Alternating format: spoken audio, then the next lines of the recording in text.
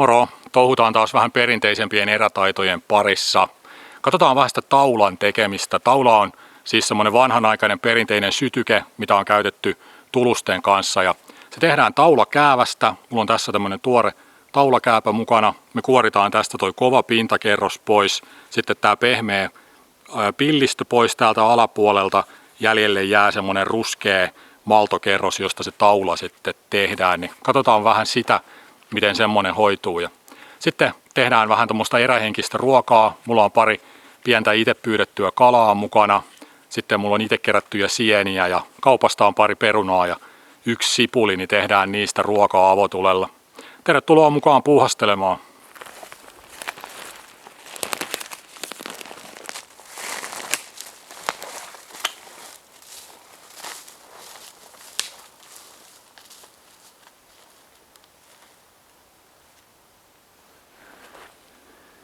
Taidan kyllä aloittaa sillä, että mä kerään vähän tulipuita valmiiksi, niin sitten kun on tulenteon aika, niin on puuta valmiina sitten.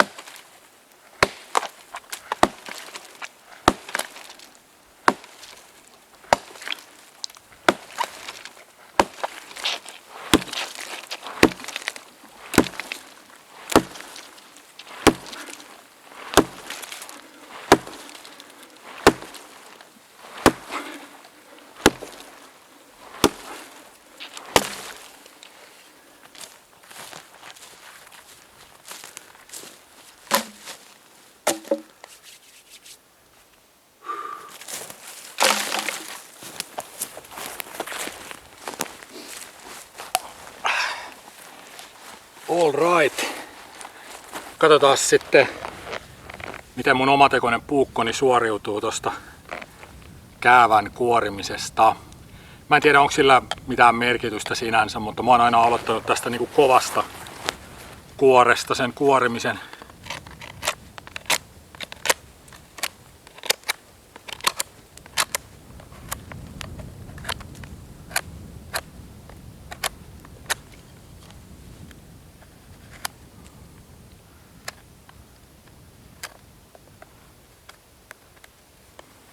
Tää kuorihan on tosi ohut, tää pintakuori, ja sen alla on heti sitten toi ruskea malto, mitä me niinku tavoitellaan tässä. Että tästä täytyy vähän katsoa, ettei vedä kauhean paksuja lastuja tästä, ettei sitä hyvää materiaalia mene hukkaan. Ja siitä huolimatta toi kova kuori pitäisi saada kokonaan pois, että nämä tämmöiset poimutkin pitäisi saada putsattua kyllä.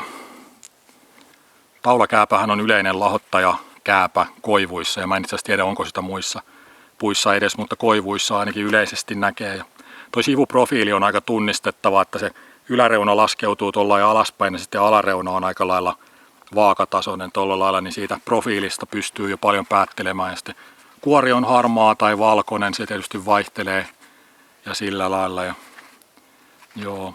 Tää pitää olla nihkeen tuntunen tää alapuoli, tää pillistö, että jos tää on ihan kuiva, niin sitten se on liian kuiva tähän tarkoitukseen se kääpä, ja samaton kuoren osalta, että jos tuossa on halkeamia, niin sit sitä ei kannata suottaa ottaa tähän tarkoitukseen. Että tämähän on sieni, tämän saa ottaa jokamiehen oikeuksilla, jos ollaan semmoisella alueella, missä jokamiehen oikeudet on voimassa.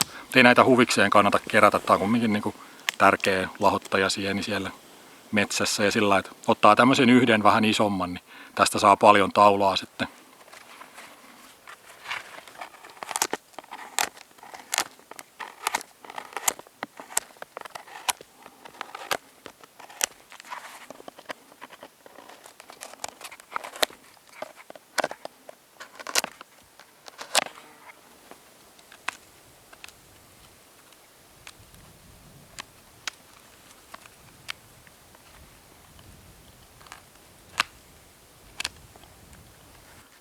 Taulan teko ja taulan käyttöhän on ihan oikeaa elävää pohjoismaista perinnettä. Että tulitikut rupesi yleistymään joskus 1850 paikkeilla pikkuhiljaa, mutta sitä ennen vähintäänkin 1000 vuoden ajan käytettiin tuluksia eli karkkua ja piikiveä ja sitten taulaa. Voi olla, että on jotain muitakin sytykkeitä ollut käytössä niin kuin aikojen saatossa ja ihan varmasti onkin, mutta niin kuin tämä taula on tosi hyvin niin kuin tiedetty ja hyvin säilynyt niin kuin perimätiedossa. No, tämä pillistöpuoli on vähän hankalampi sitten. Se on semmoista vähän niin kuin kumimaista materiaalia, että siitä on vaikea saada semmoisia nättejä siivuja veistettyä. Ja nyt tämä omatekoinen puukko on tietysti vähän eri asia kuin joku kaupan puukko, että mä käytännössä niin kuin vääntelen tästä tuommoista lohkopalasta irti. Tämä toimii aika hyvin kyllä.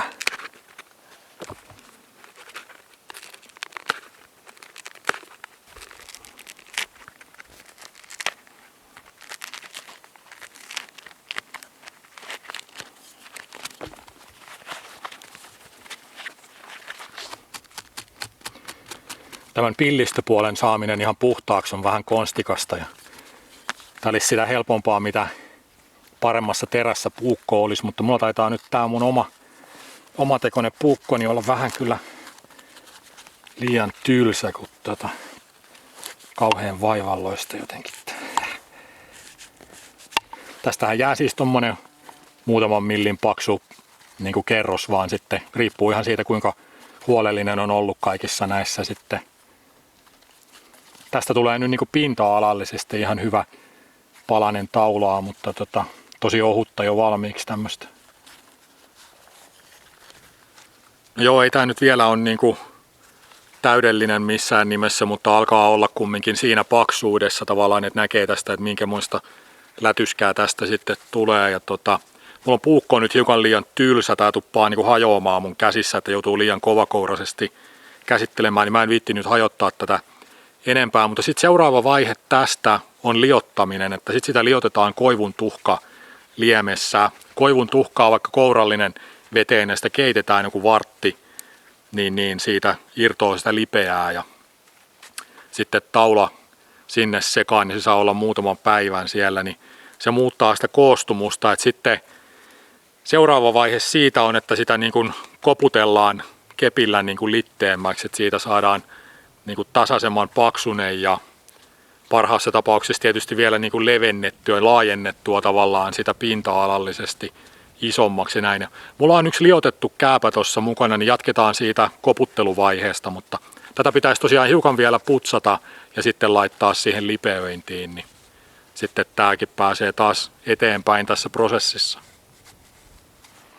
Juu, täällä on tämä nyt työstetty melkein puhdas taula. Sitten tässä on tämmöinen liotettu taula.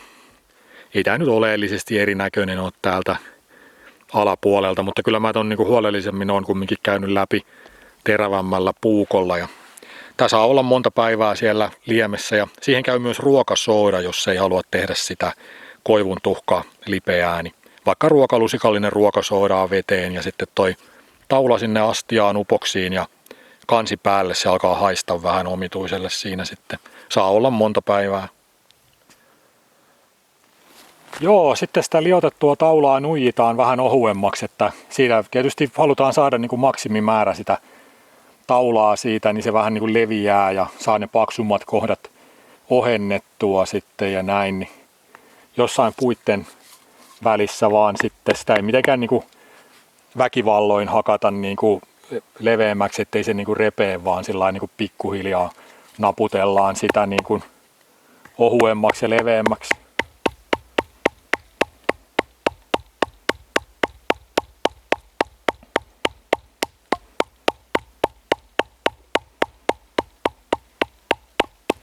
On nämä vaan aikamoisia juttuja, kun ajattelee, että kuinka monta vaihetta tämmöisessäkin yksinkertaisessa jutussa voi olla. Ja tämmöisiä ihmiset on puuhastelleet iltaisin sitten, tai milloin onkaan tehneet ja näin. Ja varmasti monesti jossain huonossa valossa pimeän pirtin perällä talviaikaan kynttilän valossa tämmöisiä hommia ja sillä lailla. Ei ole kyllä ollut tekemisen puutetta varmasti kenelläkään.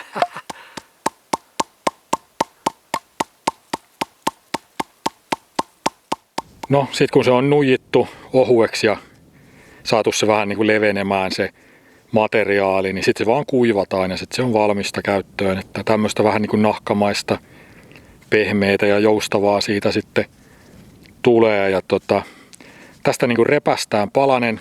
Sitten kun siihen repeämä kohtaan jää semmoista haituvaa, niin siihen yritetään saada se kipinä sitten tarttumaan tuluksista ja sillä lailla tätä käytetään. Ja tässä on tosi hyvä tuoksu sitten kun se palaa. Siinä on ihan oma tuoksunsa. Mä tykkään tosi paljon.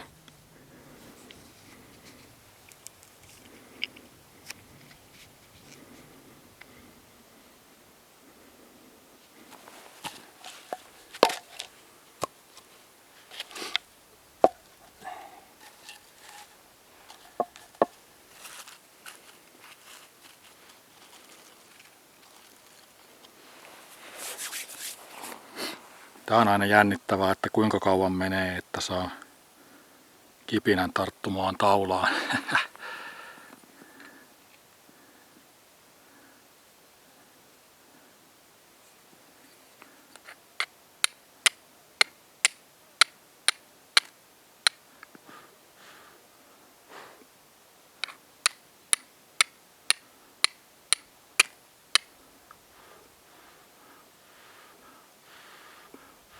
No ei kauaa.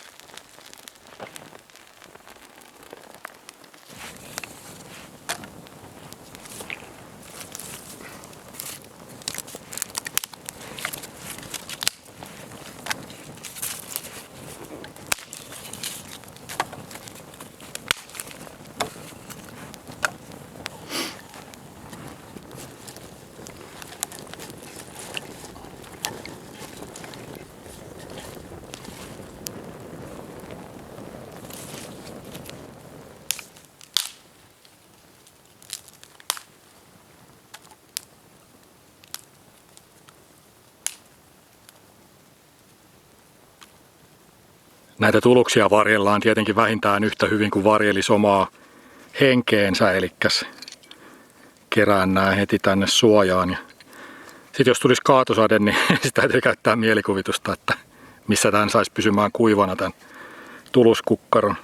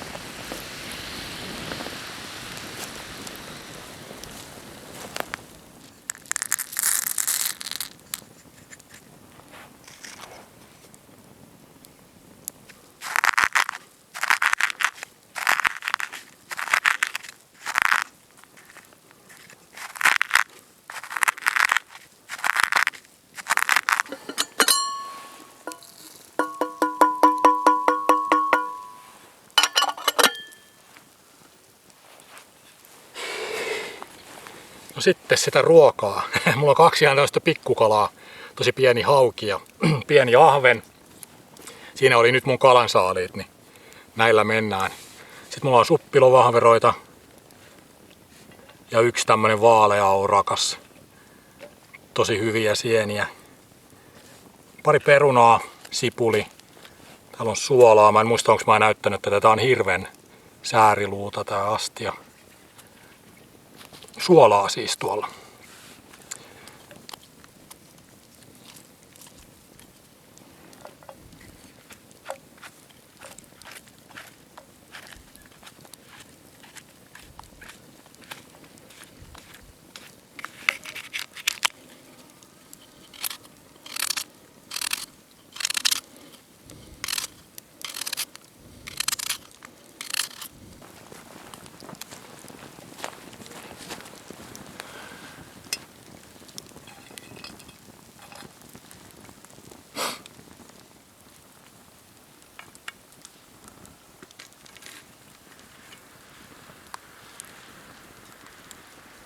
Olisiko se kahvi jo hyvää?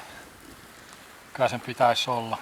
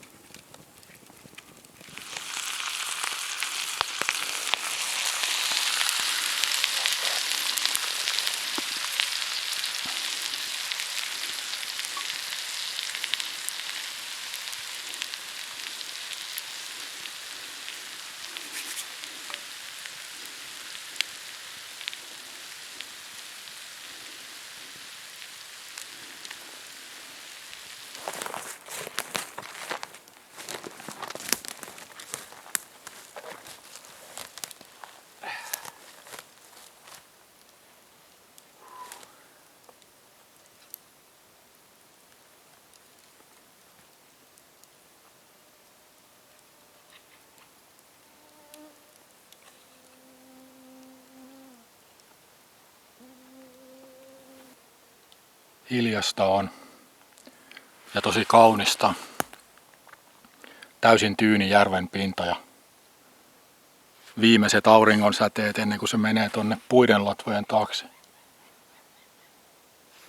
Tällä järvellä on paljon majavien jälkiä ja mä oon koittanut tässä aina välillä katsella, että näkyykö majavia vedessä, mutta en ole ainakaan huomannut. Juu, mä jään tähän mättäälle vielä istumaan hetkeksi ja syön tämän ruokani ja lähden sitten poispäin. Tämmöistä puuhastelua tällä kertaa ja mä kiitän seurasta ja seuraavassa videossa jatketaan. Morjens!